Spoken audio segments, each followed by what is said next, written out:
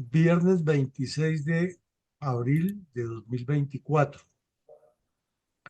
Emisión número 534 de nuestro programa institucional La Memoria Histórica aún no contada del conflicto armado en Colombia.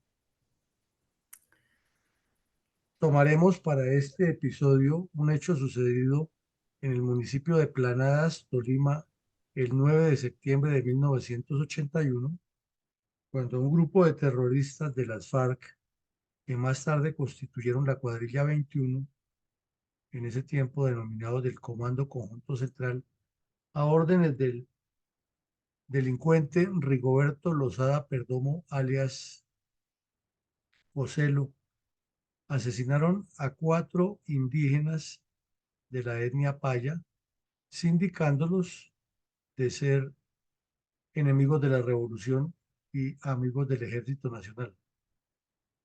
Este hecho pues lo señalaremos de manera puntual, pero resaltaremos que no es ni el único ni el último que cometieron las FARC, tampoco fue el primero contra los indígenas, no solo del Tolima, sino de todo Colombia.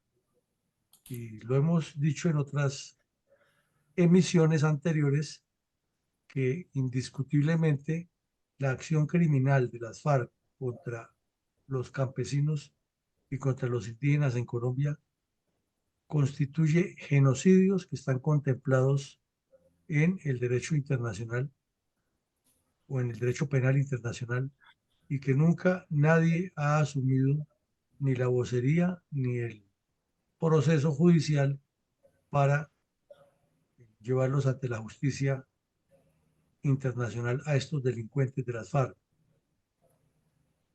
Entremos en materia, mi coronel. Sí, mi coronel.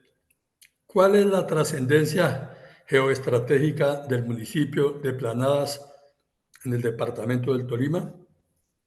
Es un municipio supremamente importante para el desarrollo de cualquier acción de orden criminal contra Colombia de las que diseñó el Partido Comunista desde su principio. Y es que al ver el mapa nos queda muy claro. Tenemos perfectamente identificado que el departamento del Tolima está en todo el centro del país y une el occidente con el centro, y tiene prácticamente la posibilidad de salir hacia el Pacífico, hacia la cordillera en el norte con dirección a Venezuela, hacia el oriente a los llanos orientales y hacia el sur al Huila, Caquetá. Eh, la esquina más meridional del departamento del Tolima, la vemos aquí, resaltada en rojo, es el municipio de Planadas. Y al verlo sobre el mapa, eh, notamos que todo el territorio es cordillera, es parte de la cordillera central. Entonces tiene todos los pisos térmicos, ya que inicia en la parte central de la cordillera central y se proyecta hacia el occidente, donde la cordillera llega a tener inclusive alturas de nevados y alturas superiores a los 4.000 metros. Y en la parte media, pues es un municipio muy cafetero, pero como vemos aquí, limita con el Huila, limita con el Cauca, limita con el Valle del Cauca y se proyecta por toda la cordillera hacia el occidente del Tolima. Es además el municipio que queda más al sur del departamento, más meridional, y en el cual las FARC o el Partido Comunista instaló todas sus estructuras subversivas desde comienzos de los años 50. Y allí fue donde Tiro Fijo instaló la que posteriormente llamó la República de Marquetalia, en la zona del Támaro. Este municipio, pues, además tiene una belleza natural espectacular y está en medio de la cordillera, lo cual lo hace o lo pone en riesgo de cualquier desliz natural, de cualquier tragedia natural. Como vemos, es rodeado de varios cañones y además está deforestado en sus alrededores. Tiene una gran cantidad de cultivos de café, muchos de los cuales fueron explotados o han sido explotados por miembros de las FARC de manera muy hábil. Fue una fuente de ingresos en las primeras épocas de las FARC grande y permitió la carnetización del Partido Comunista a muchos de los agricultores de esta zona. Y sus corregimientos, como el de Bilbao, tienen la misma contextura, muy parecidos al municipio, todos metidos en medio de todos estos pliegues de la cordillera. Y para el aprovechamiento del terreno con fines subversivos, completamente ideal. Cantidad de pliegues en la cordillera permite desplazamientos de grupos irregulares, observación sobre el terreno, dominio de las vías de comunicación, instalación de obstáculos y un maridaje con población ideologizada. Sigamos, mi coronel. Mi coronel, ¿quién fue el narcoterrorista Rigoberto Lozada Perdomo, alias Joselo, bandolero marquetariano, iniciador del grupo criminal y hombre de confianza de otro bandolero, Manuel Marulanda Vélez, alias Tirofijo? Eran tan de confianza que eran compadres, como dicen los campesinos, eh, el uno le ha cargado los hijos al otro. Eran compadres por compromiso y tenían un pacto criminal y político muy bien definido entre los dos. Cuando el Partido Comunista decidió dar el paso de crear las FARC, enviando a Jacobo Arenas como ideólogo, este bandido Rigoberto Lozada Perdomo era uno de los que acompañaba a Tirfijo en todas sus andanzas y en todo el proceso criminal. Esta foto que vemos aquí es tomada en el año de 1982 en Casa Verde. Como se ve, para la época ya tenía un fusil este bandido de fabricación americana con mira telescópica y lo hacía diferente a los demás. Aquí en la foto a la izquierda alcanzamos a ver a uno de los periodistas que iba a Casa Verde tomándole declaraciones en una grabadora acerca de su visión criminal. Los hechos más sangrientos de las FARC en que participó Tilo Fijo siempre estuvo presente este delincuente. Y cuando le fallaron otros, como Ciro Trujillo, que cometió errores, inclusive fue dado de baja, este Rigoberto Lozada era el encargado de ir a asumir las responsabilidades y coadyuvar a revivir la acción criminal. Era un sujeto de origen indígena, natural del departamento del Huila y con mucho trasiego por todo el sector de el sur y el norte del Tolima.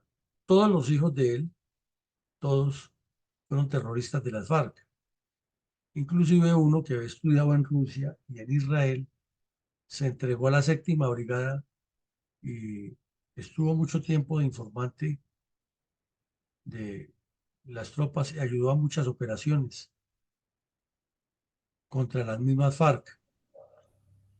Cuando se le entrevistó contaba un montón de cosas que parecían increíbles en ese momento, pero que con el paso del tiempo quedaron plenamente comprobadas que así era.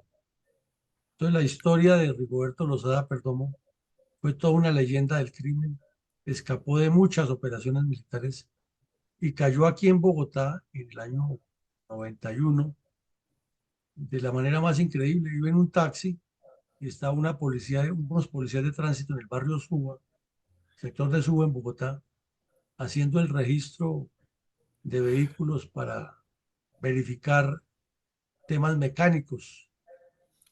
Y cuando llegó, él iba ahí entre el taxi y seguramente si se queda quieto no pasa nada. Como era bandido, pensó que lo iban a capturar e intentó dispararle a los policías y uno de los agentes lo dio de baja. Ahí terminó su historial de más de 30 años de crímenes, pero los hijos siguieron todos en las FARC e inclusive Tiro Fijo le dio el nombre a una de las cuadrillas que estaban formando, a la cuadrilla 66, donde había hecho precisamente su carrera más criminal este delincuente en el sur del Tolima, con el nombre de Rigoberto Lozada Perrón. Y ahora, pues, que son los comunes, siempre lo ponen de ejemplo como un gran luchador popular, pero nunca cuentan la cantidad de crímenes que cometió. Entre otros, el asesinato de los miembros de las fuerzas especiales que tuvimos aquí al aire a varios de los sobrevivientes hace ya como un año. Adelante, coronel. Mi coronel, ¿cuál es el contexto informativo de la noticia publicada por el diario El Tiempo el 10 de septiembre del 91 acerca del asesinato de 4 indígenas por narcoterroristas de las FARC encabezados por Rigoberto Lozada Perdomo, alias Joselo, en área rural del municipio de Planadas, en el departamento del Tolima, en septiembre de 1981? Es que en esa zona hay un resguardo indígena de la etnia Payá o los Payas, y esos viven en varias veredas, entre otras Canoa de Copete y Palomar, ahí en Planadas al sur del Tolima. Y se han presentado unos problemas en el sector de Ortega, Tolima, en que unos indígenas habían invadido unos territorios y se han enfrentado con unos colonos. Y el enfrentamiento ha sido fuerte, había habido eh, heridos en el enfrentamiento, pero resulta que los colonos eran del Partido Comunista y allí los indígenas, como en otras regiones, lo llamaban los blancos. Entonces fueron capturados 11 indígenas de esos y llevados la, al juzgado de Ortega a declarar. Y esos indígenas pues contaron que el enfrentamiento era porque las FARC venían a colonizarle sus tierras por medio de blancos, como dicen ellos. Entonces se inició la investigación, estaban los indígenas señalados del problema ya, mientras rendían declaración, las FARC fueron a cobrarle cuentas a los payas, la familia Paya, grandes, porque decían que eran los responsables. Y los indígenas pues estaban organizando sus convites y sus actividades para demostrar que eran víctimas. Entonces los esperaron, los delincuentes, a la orilla de un camino entre esas dos veredas, zona muy quebrada, como ya vimos, y los masacraron en una emboscada, y la emboscada la dirigió Rigoberto Lozada Perdomo. Eh, el cacique Paya había estado en Ibagué dando las declaraciones y lo encontraron, fue el primero que encontraron de los 4, con el cuerpo completamente ametrallado, hecho que no menciona, usted lo me relataba en el inicio del conversatorio, ni la Comisión de la Verdad, el cura de Rux, obviamente él en forma particular, ni la Justicia Especial para la Paz, ni nadie. Y el hecho queda en el olvido, pero como lo anotábamos, lo resaltábamos, es reiterativo y eso ya constituye un genocidio porque es contra una etnia en particular. Adelante, mi coronel. Mi coronel, es sistemática y en todo el territorio la acción criminal de la FARC contra las comunidades indígenas. Diríamos que sí, mi coronel, porque eh, ese día, o mejor, contra las etnias caucanas, aquí vemos que al año siguiente se publicó otra información que los indígenas de la zona del sur del Cauca, lo que llama la bota caucana, que es ese espacio que tiene una forma similar a la península italiana, dentro de la selva del Amazonas y el descenso de la cordillera hacia el Amazonas, allá fue reiterativo muchas veces que tanto el M-19 como las FARC llegaron a apropiarse de los territorios, a sembrar coca y fueron desplazando y asesinando a muchos indígenas. Eh, Aquí se resalta en esta noticia que vemos en pantalla que los indígenas del departamento del Caquetá no les quedaba opción sino huir cada vez más hacia la selva adentro, porque hasta allá llegaban las FARC o el M-19, pero en este caso se resalta mucho la FARC, a sacarlos corriendo, a robarles sus tierras y sus propiedades, y desde luego a asesinar a todo el que se opusiera a sus instrucciones de integrarse al narcotráfico o de integrarse a las cuadrillas, eh, o que tuviera algún negocio comercial en la región y no les pagara las cuotas que ellos exigían. Mi Esa coronel, es, sí, siga, mi adelante. coronel, qué pena. Igualmente, en el Cauca había también muchos conflictos con los indígenas y salieron a flote en esa época, donde las FARC hasta utilizaron argucias para autodenominarse representantes de los indígenas.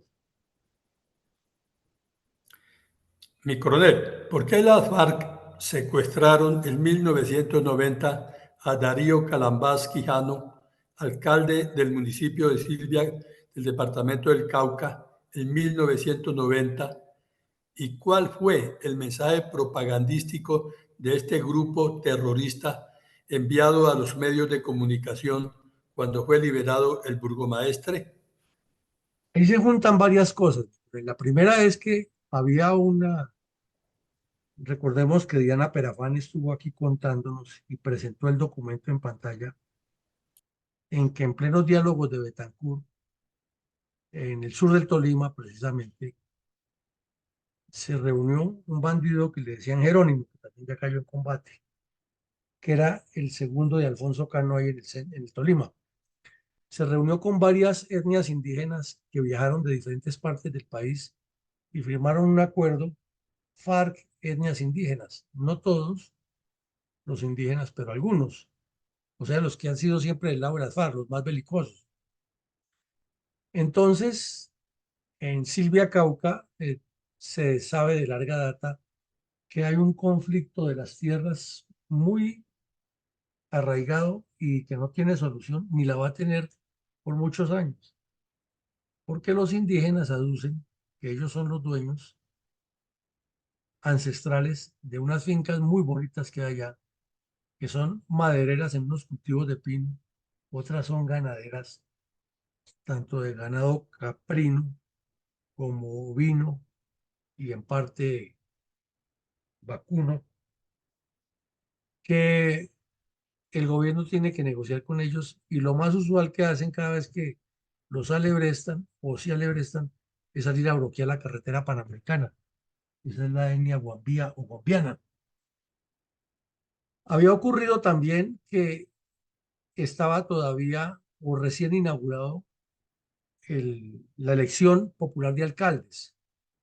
Y el señor Calambás, por su apellido ya deducimos que es de origen indígena, era el primer alcalde elegido popularmente allá en la zona, y las FARC lo tenían asediado, que tenía que hacer lo que ellos decían. Y en tercera medida, porque ya eh, había ganado las elecciones el señor César Gaviria, y se sabía que tan pronto tomara posesión del cargo, inmediatamente iba a convocar la Asamblea Constituyente, que era uno de los aspectos que han resaltado allí. Entonces las FARC pescando el río revuelto, como usted lo nota, ya habían dicho que a esa constituyente no le jalaban ellos, porque esa era la del M-19, no la de ellos. Eh, Tenían que hacerles una cantidad de cambios si querían negociar con las FARC por medio de la coordinadora guerrillera. Entonces la oportunidad que vieron fue secuestrar al alcalde, que era de origen indígena, que era el primer alcalde popular, y enviarle un mensaje al gobierno nacional dándoselas de buenas personas y de representantes del pueblo que exigían que durante la Asamblea Constituyente, en la cual ellos no iban a participar, pero que iban a ser observadores, el gobierno nacional le diera una gran cantidad de garantías a los indígenas. Entonces jugaban a varias bandas, estamos con ustedes, los representamos, y esta es la forma de hacernos ver. Si van a hacer Asamblea Constituyente, tienen que darles a ustedes la participación. Y todos sabemos que Quintín Lame, que era el único grupo terrorista de conformación completamente indígena en el país, estaba delinquiendo en el Cauca y había logrado que lo hicieran parte de la constituyente e inclusive metió dos de sus miembros como constituyentes y luego como senadores que duraron un tiempo, que eran el tal Muelas, Lorenzo Muelas, y otro Piñacue. Entonces esa fue la jugada publicitaria. Gracias, mi coronel. Ahora, mi coronel, ¿por qué el Consejo Regional Indígena del Cauca, CRIC, denunció ante los medios de comunicación y las autoridades judiciales el asesinato por parte del grupo terrorista de la FARC de Secundino Pancho en el resguardo de San Andrés en Tierra Adentro en marzo de 1990?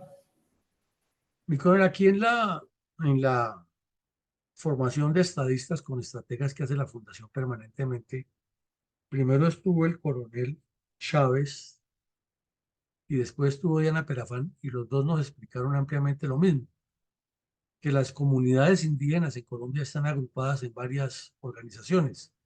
Una de esas es el CRIC del Cauca, que ha sido en diferentes sectores o atacado o favorecido o favorecedor de las FARC. Eh, entonces, hay una zona que es la zona de San Francisco de Tierra Adentro, al oriente del Cauca, en los límites con el departamento del Huila, donde se ha presentado esa dicotomía. En unas épocas ha habido maridaje de algunos sectores indígenas de esas etnias con las FARC y en otra época ha habido al contrario choques, enfrentamientos, pero en síntesis los indígenas siempre han reclamado es una especie de autonomías que la verdad que no cuadran, no coinciden con nuestro ordenamiento interno, pero la Constitución del 91 terminaron por ayudarles. Entonces, en medio de ese ejercicio, por la ubicación geográfica que tiene esa región, pues las FARC han estado presentes allí porque les conviene mucho para salir al Tolima, Huila, al Caquetá, inclusive ir hasta los llanos, volver, hacer los enlaces con las guerrillas del occidente y todas las actividades que realizan ellos, mira clandestina. El sitio es fundamental para el paso o para la reunión. Entonces, en uno de los tantos eventos que hay, el 8 de marzo del 91, fueron asesinados o fue asesinado un indígena que era líder de esa comunidad porque se opuso a las instrucciones que les daban las FARC para actuar alrededor de la constituyente y de lo que ellos estaban planteando en esa asamblea. El señor se conocía con el nombre de Secundino Pancho y fue asesinado por otro bandido de la época de Rigoberto Lozada, más conocido como el Sargento Pascuas, que era también de los fundadores de las FARC y quien por años estableció el terror en la zona. Hoy ya es un sujeto de más de 85 años y vive protegido por el Estado y nunca pagó un solo día de cárcel por una extensísima lista de crímenes, entre otros los de varios indígenas allí en el Cauca. Mi Adelante. coronel, ¿cuál es el contexto del amplio informe periodístico publicado en agosto de 1986 por el diario El Tiempo de Bogotá acerca de las presiones de los terroristas de la FARC contra los indígenas en diferentes regiones del país? Mi coronel, es que allí había una época supremamente compleja y es que para el año 86, en el mes de agosto, cuando subió a la presidencia el señor Virgilio Vargas, se presentaron mil cosas y una de esas era los anuncios de nuevos paros nacionales. Y el M-19 había lanzado una cantidad de documentos en el cual le daba 10 consignas a los colombianos para hacer un paro nacional y todas eran invitando a la violencia e inclusive se autoadjudicaban la dirección de ese paro nacional, ya que decía que la FARC no ha podido, e invitaban directamente y abiertamente al Partido Comunista y a la FARC a que se unieran. Y decían clarito, entrar a los cuarteles de policía y robarse las armas y con a armar la gente. Invitaban a movimientos menores, así llamaban, ELN, PLA, EPL y MAO, eh, a que se unieran al golpe que iban a dar, o si no, que se sometieran a tribunales militares de parte del ELN. Y era una lista larga de imposiciones. Entonces las FARC fueron a las zonas indígenas y les advirtieron a los campesinos y a los indígenas que cualquier apoyo que le dieran a ese paro a nombre del M-19 le significaba la muerte. O sea, palo porque bogas y palo porque no bogas, donde los indígenas actuaran de una u otra manera, eran víctimas de las FARC o del M-19. Eso tampoco lo cuenta el señor de Rux en sus memorias. Adelante, mi coronel. Mi coronel, ¿cuál fue el destino del terrorista Rigoberto Lozada Perdomo, alias Joselo, uno de los fundadores de la FARC y a la vez uno de los más cercanos a alias Triofijo, como bien usted lo dijo, que eran compadres?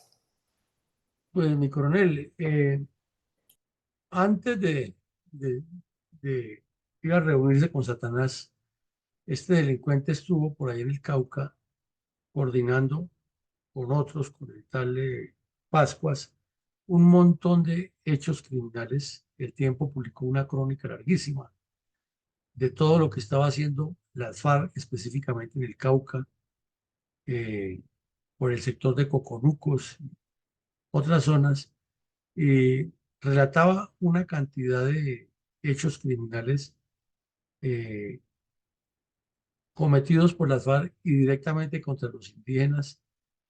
Señalaba el caso de Julio Tumbalá, un indígena que fue desplazado por las FARC y le quitaron sus tierras. Eh, los indígenas intentaron que el INCORA les comprara las tierras, pero la situación de inseguridad tampoco lo podían hacer. Las FARC establecieron una cantidad de normas en algunas de las regiones indígenas que iban contrarias al Plan Nacional de Rehabilitación, se apropiaron de los recursos. Entonces, lo que nos contaba Diana Perafán aquí, de que el desvío permanente de grandes cantidades de dinero que se envían a algunas de estas etnias no viene de ahora, sino que ha sido desde mucho tiempo. Y como para esa época, igual que ahora, por su ubicación geográfica, el departamento del Cauca ha sido blanco de acciones criminales por parte de diversos grupos. Entonces, en los 4 puntos cardinales del Cauca, de una u otra manera, como hay etnias indígenas en cada uno, eran blancos o de las FARC, o de Ricardo Franco, o del M-19, o del EPL que ha llegado allá, del ELN que se metió, o del mismo Quintín Lame, que decía defender a los indígenas, pero era una agrupación de orientación comunista que lo que quería era apropiarse de todo el control de la región indígena. Ese es un problema que tiene muchas aristas y que además los indígenas en su rebeldía tampoco quieren aceptar pertenecer al Estado colombiano, pero que el Estado colombiano sí dé todas las garantías. Una situación compleja. Y de eso han hecho parte las FARC en mucho tiempo por parte de este Joselo. Aquí vemos o sabemos que este bandido tuvo su final, como lo hemos explicado, jugando en Bogotá en un retén normal de tránsito que no tenía nada que ver con las operaciones militares, pensó que lo iban a capturar, intentó asesinar a los policías y ahí fue dado de baja. Pero atrás dejó una estela de bastante criminalidad que aún está por contarse. Mi coronel, hemos analizado largamente en esta cátedra permanente de memoria histórica que terminada la violencia tripartidista de los años 60, se aposentó en las mismas regiones el terrorismo comunista que luego viró el narcoterrorismo comunista. Es decir, la violencia siguió igual o peor, pero en 2016 el señor Juan Manuel Santos aseguró a los cuatro vientos que, comilla, la guerra en Colombia ha terminado. Cierro comillas. En realidad, ¿trajo el pacto FARC-Santos alguna paz a los indígenas del Tolima y a los miembros de las fuerzas militares y de policía? Infortunadamente no, mi coronel. Los hechos como ocurrieron demuestran que el señor Juan Manuel Santos mintió hasta el respirar en torno a su cuento de la paz, porque tocamos muy brevemente algunas de las acciones criminales de las FARC contra las etnias indígenas que han ocurrido no solo allá, sino en todo el país y que están documentadas y algunas ya las hemos presentado aquí, con etnias en el Caquetá, en Arauca, en Nariño, con los Aguá, donde Alfonso Cano y Pablo Catatumbo ordenaron matar a 29 indígenas, en el Amazonas, ellos mismos han denunciado que les erradicaron toda su cultura y los dedicaron al narcotráfico y mataron a muchísimos y otros los reclutaron. Y el señor Santos, en lo que firmó en Cuba, nunca tocó para nada a los indígenas, sino que los metieron en un paquete con comunidades vulnerables defendidas por las FARC, que es lo que siempre han dicho, lo cual pues, es absolutamente falso. Y nos vendió la idea que la guerra se había acabado, pero estamos viendo que comenzando por el Cauca, por el sur del Tolima, para ser puntuales, en los 2 últimos meses ha habido una cantidad de enfrentamientos de las fuerzas militares con esos bandidos que dicen que están en negociación de paz total con Petro y en zonas donde las FARC históricamente han cometido delitos y estos delinquen todavía con el nombre de FARC. Entonces la pregunta es clara, ¿cuál fue la paz que firmó el señor Santos con las FARC? La respuesta, ninguna, y la realidad, que la delincuencia sigue presente en esas zonas. Mi coronel, escuchemos un minuto de silencio en memoria de todas las víctimas de la atroz violencia desenfrenada contra los colombianos desde 1960 con la violencia tripartidista y décadas subsiguientes hasta el día de hoy, incluidas las oleadas narcoterroristas de los brazos armados del Partido Comunista durante las últimas décadas.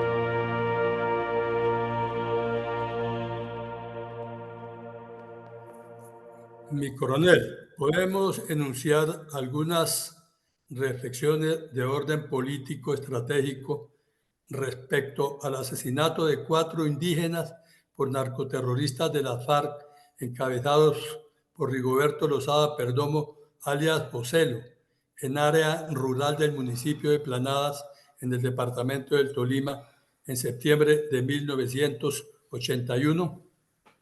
Pues mi coronel, muchísima tela para cortar, muchísimo punto, muchísimo aspecto para resarcir desde diversas eh, esquinas, pero siempre apuntando a lo mismo, ¿no?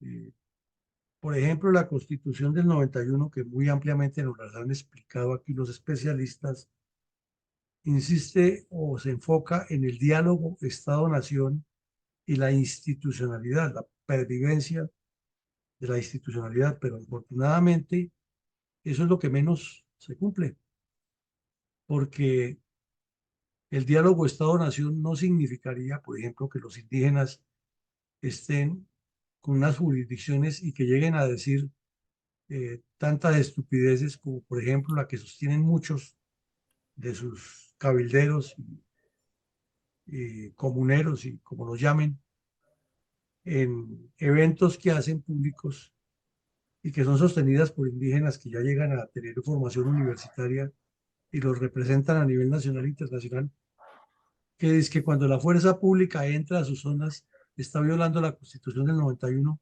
porque sus territorios son intocables. Eso no cabe en la cabeza de nadie. Es inadmisible que la Constitución del 91, en ese diálogo Estado-Nación, permita que tengan una justicia aparte y que esa justicia, además de ineficiente, que es ineficiente, sea tolerante de violación a los derechos humanos. Porque entonces si los indígenas capturan a alguien, dice que le dan latigazos, y eso no está contemplado en ningún código colombiano, ni en la Constitución colombiana, pero se hace bajo una especie de jurisdicción especial que no, como nos explicó en la noche anterior el coronel Caicedo, no está taxativamente declarada en la Constitución, pero se tolera y hasta se justifica y se legitima por parte de los funcionarios judiciales del Estado. De igual manera, ese maridaje que han tenido con las FARC y esas autonomías con el manejo de los recursos, que en algunos casos se manejan transparentes, pero en otros no, que son la mayoría, terminan enriqueciendo a unos cabecillas indígenas o tolerando a grupos terroristas. Ese mismo maridaje ha permitido que amplios sectores de los indígenas estén abierta y descaradamente dedicados al cultivo de la coca y de la marihuana y que cuando las fuerzas militares llegan allá, pues son agredidos y respetados y nunca la fiscalía los detiene con argumentos tan insensatos tales como que la jurisdicción indígena los juzgue. Eso no tiene ninguna razón de ser y que el Estado no tenga el carácter para llegar y coger a esos bandidos y encarcelarlos y se van para una cárcel normal. ¿Cuál cuento de justicia indígena? Ni qué, si es que eso está ocurriendo dentro del territorio colombiano y hay una sola constitución y un solo código penal para los colombianos. Pero se ha tolerado eso y ha existido y dentro de las conversaciones, como hubo en la constituyente del 91, por derecho propio, dos constituyentes que igual que sus políticos del otro lado no le aportaron absolutamente nada al Cauca, ya que es el departamento, como lo hemos resaltado, ha tenido 13 presidentes de la República. Temas muy complejos estos. De otra parte es que a las FARC, tanto la academia como los medios de comunicación, le sigan constando que hayan cometido todos estos crímenes contra la especie humana, en particular contra los indígenas, y no haya ninguna acción más directa ni de los medios de comunicación ni de la justicia y que la JEP les haya cobijado un delito que evidentemente se llama genocidio porque es el asesinato sistemático de etnias específicas en particular y así está contemplado en los códigos penales internacionales de los cuales Colombia es signatario. Y por último, el desconocimiento y la irresponsabilidad de la dirigencia política, que no hace nada por solucionar esto a favor de Colombia, sino que igual que el señor Santos, el señor Samper y que los otros gobernantes que ha tenido Colombia, han jugado con eso para hacer politiquería y buscar premios Nobel de paz y echarse sátiras entre ellos, trasladarse culpas, pero la Constitución y las leyes colombianas apuñaladas por todo tipo de delincuentes, hasta los de cuello blanco. Adelante, mi coronel. ¿Cómo no, mi coronel? Reflexión al 534 episodios de la memoria histórica contada por Fundel. Para hoy viernes 26 de abril de 2024, en donde terroristas de la FARC masacraron a 4 indígenas en el departamento del Tolima el 9 de septiembre de 1981. Como vemos, el episodio analizado el día de hoy es uno más de la violencia sin tregua que ha soportado Colombia a partir de la iniciación del llamado Frente Nacional, cuando el país se le salió de las manos a los viejos políticos de entonces y resolvieron entregarlo al general Rojas Pinilla, sin irnos más atrás en la historia, por cierto, muy convulsionada, en donde se formaron grupos de guerrillas liberales y conservadoras y muy agazapado el Partido Comunista, que por su lado armaba su bloque de violencia después de la desgracia del año 50, buscando alianzas con los partidos tradicionales a través de los sindicatos y movimientos obreros. Recordemos aquí que finalizando el siglo XIX, el sindicalismo progresó rápidamente en Europa, especialmente en Alemania, haciendo que estas organizaciones, junto al socialismo, sean el punto de partida para la conformación de un partido político. Ya en Colombia lo fundaron. Y la vanguardia organizada del proletariado para movilizar masas. Ya las han movilizado y siguen movilizándolas hacia un cambio de la estructura social según el pensamiento marxista. Lo anterior para significar que los grupos criminales del comunismo continúan desarrollando muy bien el plan estratégico que de tiempo atrás han diseñado para la toma del poder, combinando lo político, en donde ya tienen cualquier cantidad de representantes en el Congreso, y en los partidos políticos e instituciones.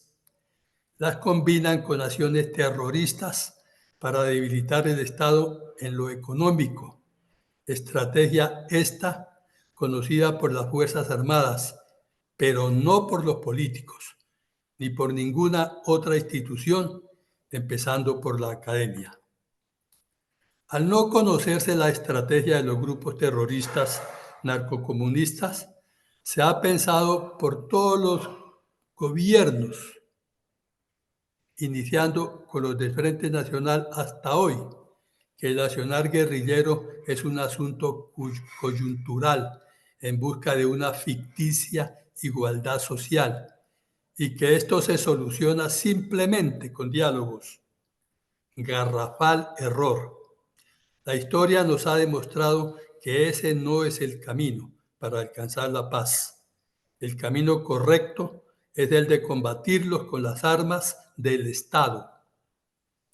Fundel se ha propuesto demostrar en estos episodios la verdad verdadera de las causas del conflicto armado en Colombia, debido a que fue suprimida la asignatura de historia patria en todos los planteles educativos y de todo nivel. Y el tema de las causas generadoras de la violencia ha sido mal contada por el gobierno. Es por eso que invitamos a seguirnos en estos eventos académicos para no distorsionar la verdad y acercarnos a la solución de la terminación de este conflicto armado y violencia generalizado por la narcoguerrilla comunista con la aquiescencia de la clase política. Mi reflexión, gracias y feliz día. Bueno, mi coronel, muchas gracias. Entonces, como usted lo anota, esos diálogos sin ningún norte, sin ningún objetivo, sin ningún enfoque a favor de Colombia, pues simplemente han prolongado esta agonía, esta tragedia de la violencia, han contribuido a polarizar más a Colombia, a generar ese tipo de republiquetas independientes de orden comunista, a generar la estulticia de unos antioqueños y costeños que piden formar repúblicas aparte, a multiplicar los intereses de los descompuestos políticos, pensando en generar autonomías para quedarse con el dinero de las regiones más rápido y a mantener viva esta violencia que afecta, en este caso particular, a las etnias indígenas, que le legitima a las FARC un poder terrorista que termina siendo legalizado prácticamente cada vez que se sientan a negociar con ellos, que de negociación no hay nada,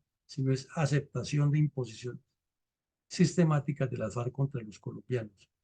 Tema para seguirlo debatiendo y poniendo sobre el tapete del análisis porque no hemos encontrado el camino debido a la falta de concepción estratégica y de largo plazo de partidos políticos que se comprometan a hacer proyectos y programas de gobierno sostenibles a partir de la ley, el orden, el desarrollo, la seguridad, el bienestar y la democracia participativa.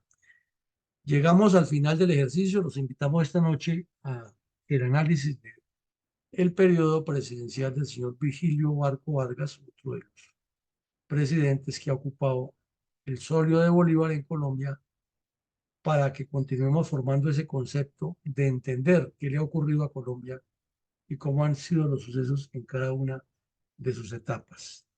Feliz día para todos y que Dios nos siga bendiciendo y acompañando. Gracias, mi coronel.